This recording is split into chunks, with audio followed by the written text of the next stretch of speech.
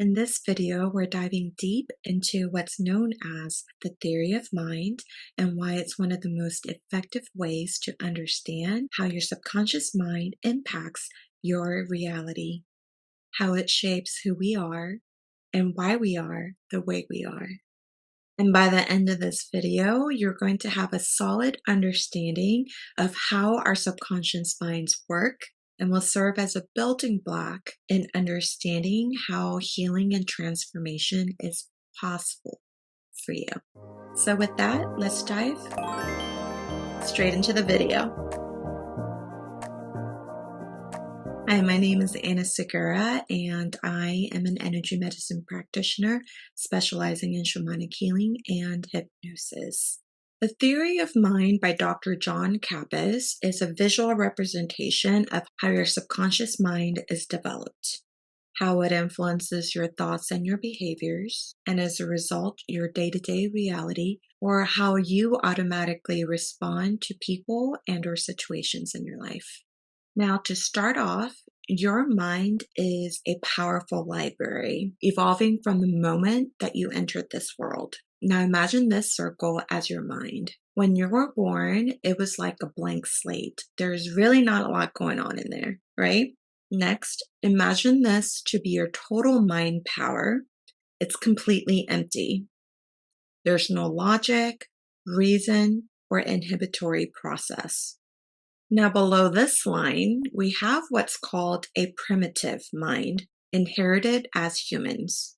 As babies, we use more primitive mechanisms to make our needs known, and it holds dormant primitive memories, including genetic heritage and learned conditioning. In other words, you didn't have any logic or reason. Your communication was primal, with just two responses or basic human instincts, fight or flight, triggered by perceived sense of danger, such as fear, shock, panic, danger, etc. Now, fight or flight mechanism activates what's known as our autonomic nervous system to either defend or escape from that perceived danger. Now, during fight or flight, what's known as sympathetic arousal occurs. It's basically physiological changes that occurs to prepare your body for fight or flight.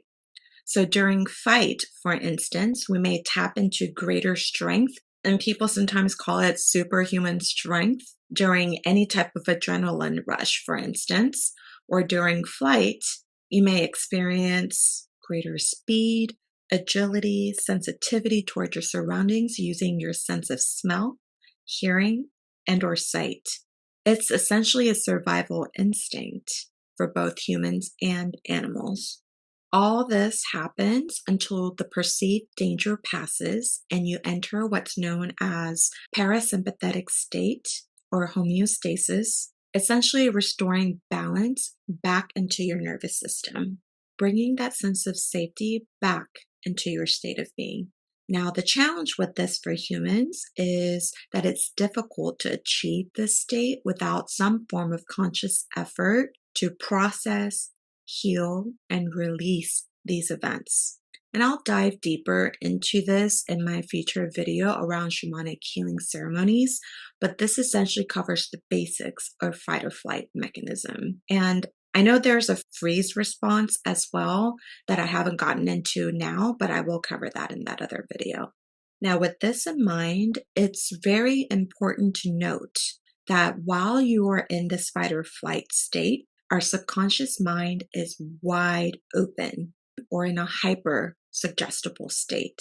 Suggestibility simply means that you accept and believe what you are being told, what you are hearing, to be the truth without analyzing any of it. So when you're experiencing trauma and/or abuse, anything that is said to you or is making you feel about yourself in those experiences, you believe to be true, even when it's not. And that's why so much of the beliefs created when you're experiencing trauma, like you're not enough, you're unlovable, you're unworthy, you're to this or you're to that, there are false beliefs about yourself planted deep into your subconscious mind. So keep that in mind. Moving on, everything beyond the fight or flight triggers is learned by association and identification. So from the time that you were born until about 8 years old, we start learning and developing a library of associations and identification, meaning we experience something and we form either a positive or a negative association. That's how we learn, right? For example, kids often get a taste of something sweet or learn to play games. They enjoy it, so they form a positive association with it, right? Then they try vegetables or start getting homework from school and realize they don't like that very much. And boom, negative association with those things. It may be the opposite for some, but again, it's about learning what you like and don't like. Getting praise versus getting in trouble is another example, and the circumstances surrounding those experiences, they all contribute to developing those positive and negative associations about everything in our lives.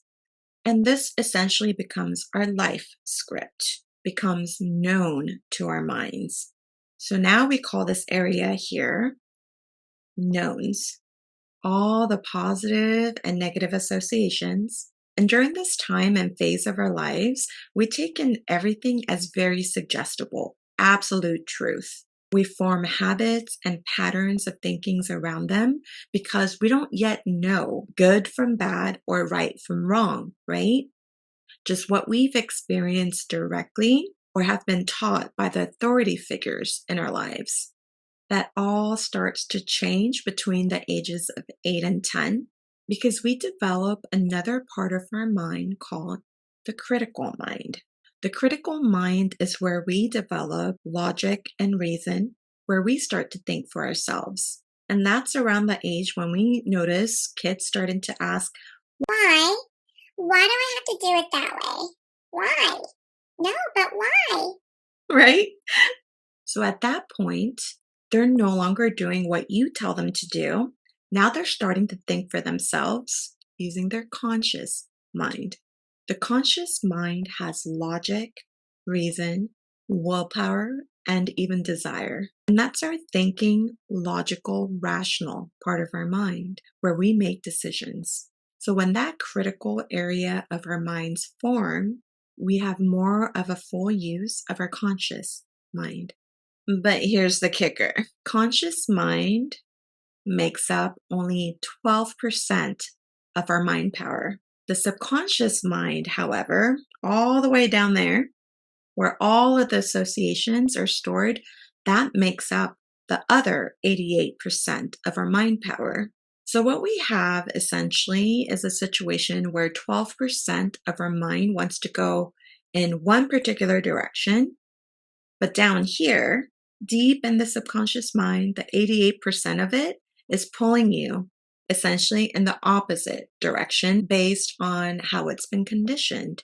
And this is a very common challenge that comes up, especially after undergoing your healing journey, where you're so much more consciously aware of where you want to be and the state of being you want to embody. But it's like this tug of war between your conscious and subconscious minds. And it can be a very, very frustrating experience. And that's where the power of hypnosis comes in.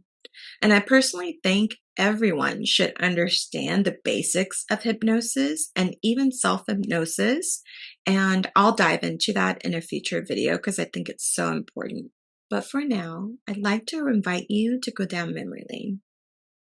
I want you to think about your life's journey so far. Before you embarked on your healing and or spiritual awakening journey, did it feel like a conscious state of being or more like you've been on autopilot mode? Chances are it may have felt more like autopilot mode, where your subconscious mind was more in the driver's seat, leading you to where it felt familiar and in accordance with an established societal blueprint that you've been given and the environment in which you grew up. And what about afterwards? Has it been easier or more difficult to manifest your desires, dreams? What about your aspirations?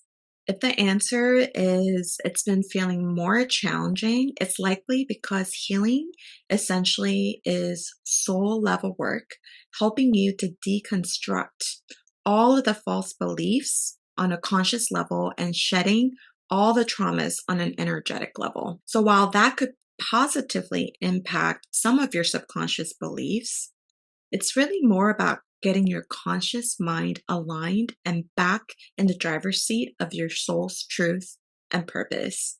But it barely scratches the surface of your subconscious mind and even creates a level of incongruence, leading to that tug of war that I talked about between your conscious intentions versus old patterns of behaviors and responses that are keeping you stuck. So what I'd like to do is, starting with my next video, I'm going to walk you through the various shamanic healing ceremonies and help demystify how it works and how it ultimately helps you tap into your own inner healer right here through your heart center. And from there, we'll be doing some deep dives on hypnosis and some effective interventions and use cases to target certain areas of limiting beliefs that you may have accumulated through those various traumatic and abusive life experiences. So if you're someone that is stuck in this perpetual cycle of healing and self-improvement and struggle with actually moving on with your life in a meaningful and tangible way, definitely stay tuned because I'll be sharing why hypnosis holds the key in your ability to transition from your healing era to your thriving era. And I'm really, really excited for these upcoming videos, and I hope you are as well. Now, if you enjoyed this video, please give it a thumbs up and subscribe if you haven't already for more videos just like this in the future. Thank you so much for watching, and I'll see you in my next video. Take care.